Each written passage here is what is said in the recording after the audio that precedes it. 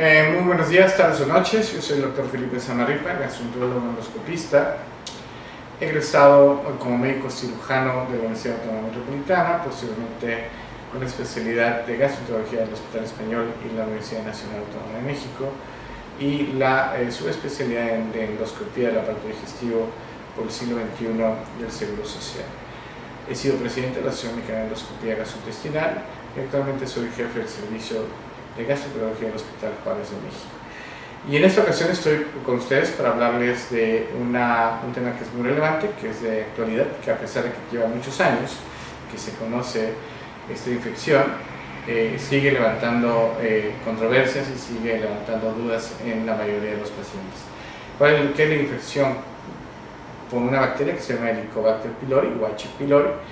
Esta infección es una infección muy común en nuestra población, afecta casi al 50% de la población mundial.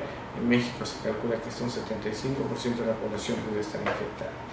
Y es una bacteria que vive en el estómago, que se descubrió hace, como les dije, hace 25 años, vive en el estómago, que es resistente a los medios más hostiles, que es el ácido gástrico, y ahí vive, ese es su hábitat, que la adquirimos por aguas o alimentos contaminados por esta bacteria.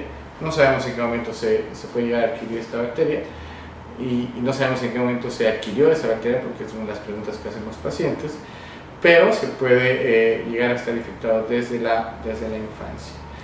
Los síntomas cuando tenemos una infección por Helicobacter pylori, no sospechamos de Helicobacter, sospechamos de una enfermedad. Y entonces las enfermedades que pueden estar asociadas son la gastritis, la duodenitis, las úlceras gástricas o duodenales. También se ha asociado esta bacteria a la presencia o desarrollo de dos tipos de cánceres. Uno es el cáncer gástrico y el otro es el linfoma tipo Malton. Es muy importante mencionar que no todos los pacientes que tienen Helicobacter son pacientes que van a llegar a tener cáncer de estómago. De hecho, la gran minoría de estos pacientes que tienen Helicobacter desarrollarán en un futuro lo que es la posibilidad de tener un cáncer gástrico. Los síntomas son dolor abdominal, saciedad temprana, que quiere decir que el paciente come poquito, cena rápidamente, acidez, sensación de pirosis o sensación de agrura, sensación de dolor, sensación de distenderse posteriormente a ingerir sus alimentos, y eso lo va a llevar a consultar al especialista, que en realidad tiene que ser una gente entrenada para tratar ese tipo de infecciones.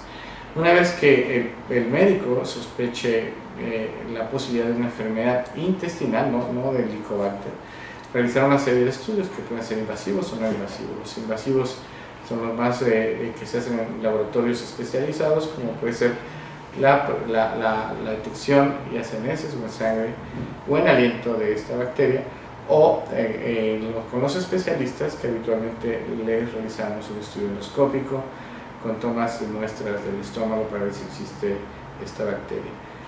En ese momento hacemos una prueba rápida o lo mandamos a patología para que el patólogo nos diga si existe o no existe.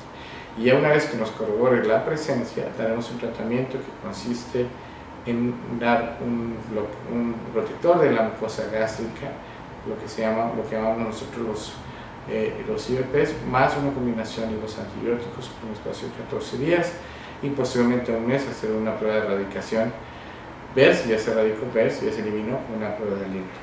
Es importante mencionar que la presencia del Helicobacter pylori, si uno se mete a las diferentes plataformas de información médica del Helicobacter, nos puede llegar a confundir muchísimo, y que esta orientación de esta infección tiene que ser dada por un especialista. Es un tema de actualidad y es un tema al cual hay que darle una enorme importancia.